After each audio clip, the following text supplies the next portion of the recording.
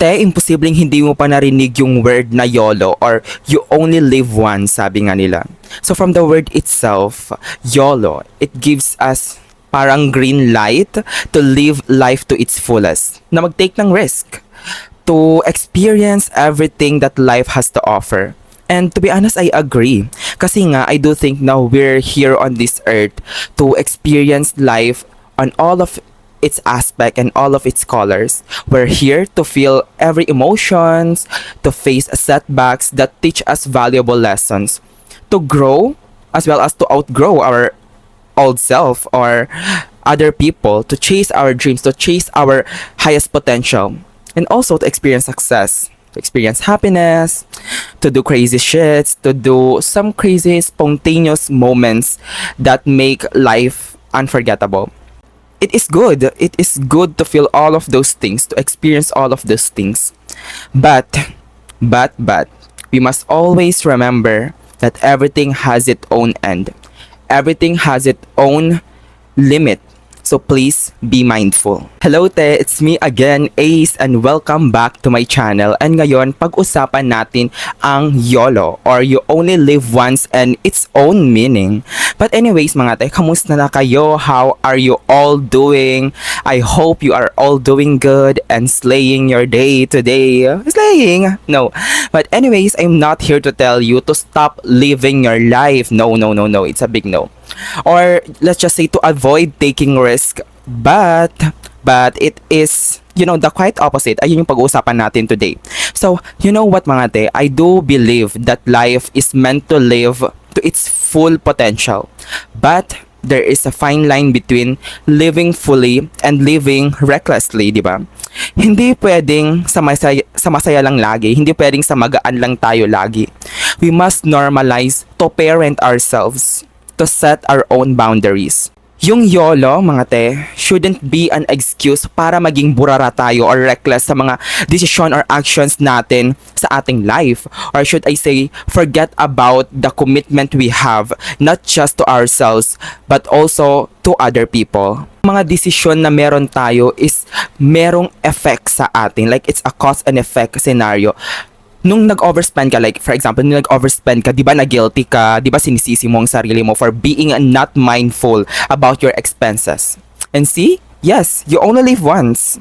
But what kind of life do you want to look back on? Like tanungin mo yung sarili mo, if anong buhay ba talaga ang gusto mo?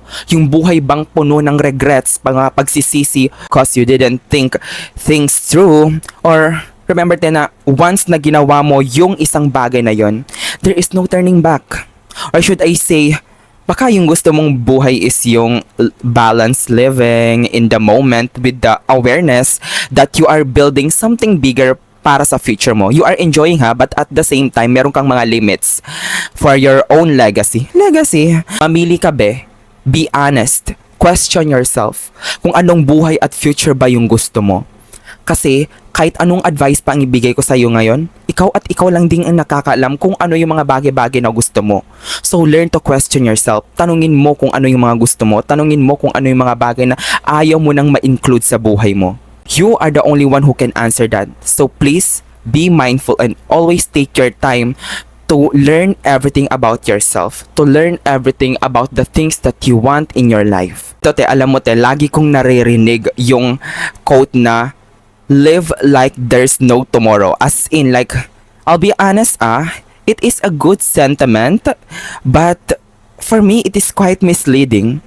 Kasi nga, yes, live with your passion and purpose, but always remember that tomorrow might come. And when it does, you have to face the consequences of today's action. And in this life, walang kasiguraduhan. Like, everything is unpredictable. So the best thing we can do is to be prepared. Maging handa no matter what consequences we face. So ito, imagine te, you are out with your friends and the vibe is just amazing sa gala nyo. Like super saya nyo sa gala nyo. Then, someone suggests na doing something wild, na something kakaiba. Like something that screams YOLO, ganon. Tapos, sabi ng friend mo, what if magnakaw tayo or try some drugs? Kasi para knows natin kung ano yung experience, kung ano yung lasa, di ba? So tapos ikaw like go, like kasi uto-uto ka. May uto-uto no. Pero in that moment, it feels right. Isip mo na, yes, we only live once, i-try na natin to, minsan-minsan lang to, ganon. But pause for a second. Like isipin muna, how will this choice impact my future self? Will it add to the story of my meaningful way, or it will just become a moment you wish you could take back? Kasi once you choose one of those choices, there's no going back. Walang trial card sa mga desisyon natin sa buhay. So always be mindful, always think about yung mga desisyon na gusto mong i-pursue. Always think about its roots, consequences, and outcomes. Kasi matanda ka na, alam mo na kung ano yung tama at mali. Alam mo kung ano yung mga desisyon mo, if nakakabuti ba yun sa iyo or not. Mga te, I'm not bitter ha. Disclaimer lang po, baka isipin nyo na super bitter ko naman sa life. To be honest, I'm doing some crazy shits din naman sa life ko now, but you know, I'm different now. I am very mindful and very demure. No. I have my own boundaries na and limits sa lahat ng bagay. And I'm not saying na don't take risk, or should I say don't enjoy this spontaneous moment. But what I'm trying to say is, for the choices you make, malaki ka na te. Alam mo na kung ano yung mga tama at mali. Yung responsibility mo doesn't have to be a buzzkill. Where in fact, it's the foundation that allows you to enjoy life even more, because you know you are building something worthwhile. And also, magpakatotoo tayo here. We all have our own commitments, whether it is our families, sa career natin, sa health natin, or even to our own dreams and to our own goals, sa mga trauma natin. And yung mga commitments natin sa mga ganung bagay, ito yung nagigive us ng structure sa buhay natin. Meaning they are like an obligation. They are the pillars that supports the kind of life we want to live. And yung pagiging responsible te is the commitments para sa sarili natin, which ensures us that when we do or decide to have those YOLO moments, they don't drag us down. Like meron tayong plan B, alam natin kung ano yung limit natin, and even though gawin natin yung mga YOLO moments na ganon, alam natin na we set our own boundaries. Hindi natin binigay lahat. Even though may mangyari man na consequences na hindi natin ina-expect, we have our own plan B. I'll give some real life examples. Isipin mo na lang sa finances mo. And to be honest, di ba, napaka-tempting to splurge on that expensive vacation, mag-travel, or buy something extravagant because, di ba, YOLO, di ba? Right? Like, but what about finances commitments you've made? Like the bills. What about the savings? What about the investments in your future? If you blow through your money today, what does that mean for tomorrow? Like, hello, may bukas pa. If na-meet mo naman din lahat ng mga goals mo, yung mga priorities mo, then go. You are allowed to do all of those things. Like, buhay mo yan, gawin mo. Hindi na para pang sa pagsabihan pa kita. But anyways, or like, consider your health. Sure, it's fun to indulge to a junk food, like skip workouts or push your body to the limit with late night partying. But tanungin mo naman ang katawan mo, te. Observe mo naman yung katawan mo kung gusto niya ba yung ganong treatment, if gusto niya ba yung ganong habits from you. Kasi te, it's a form of self-sabotage. As in like, how you treat it today will determine how far it can carry you tomorrow. And again, I'm not saying na YOLO, like disregard your YOLO, disregard your health, but no, it just means that cherish it enough to make choices that allow you to keep living fully for as long as possible. Here's a thought, ito yung naisip ko.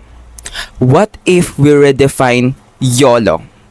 What if instead of using it as a reason to be reckless, gamitin natin yung quote na YOLO as a reminder that we have one life to build something beautiful and something lasting, di ba? Na meron lang tayong one life to try to create memories. Yung memories na yun is mas magiging proud tayo sa sarili natin, to nurture our relationship, to pursue the goals that align with our true selves. But girl, we only live once, di ba? But we have our own commitments. And those commitments aren't burden. Hindi siya pabigat eh. ginagawa mo lang pabigat yon or mabigat yon sa sarili mo because you think it is a burden. What you think is what you get. And because it fights your ego, nasasaktan yung ego mo kasi nga yung mga limits and boundaries mo guides us to keep us grounded, to keep us connected to our authentic self, and also to ensure that the life you are living is one that you'll look back on with no regrets. Because to be honest, I'd rather live a once in a lifetime experience with no life regrets than doing reckless things that doesn't involve self-discovery. A life that full of regrets. And it's not on my checklist, like duh, as in it's one of the harshest things na ma-experience mo sa buhay mo, to have a regretful life. Regretful life. Go ahead, go te. Live your life to its fullest. Like go, magpakasaya ka, whatever you want. Like have those crazy spontaneous moments. Gumala ka, mag-party ka, mag-travel ka, mag-shopping ka. Mag-take ka ng risk.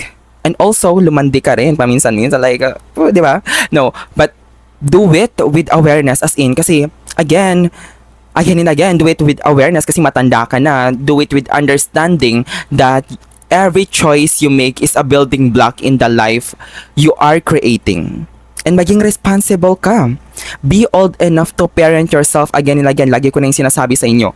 To be accountable. And most importantly, be aligned with the kind of life you want to live.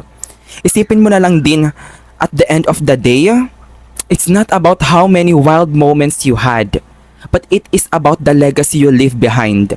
It's about the memories you create. It's about the memories you make, not just for yourself, but for the people who matters to you the most.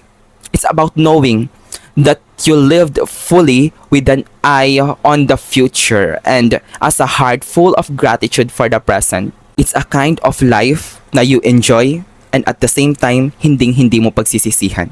That's all for today, mga te. And if you find this discussion helpful, please by Sabrina Carpenter, no, eme lang yun, eme, no. Please share it with someone who might need it. Take care of yourself as always and keep shining your light. And I'll talk to you next Wednesday again and again. And yun, take care of yourselves. Love you all as always. And yeah, bye-bye.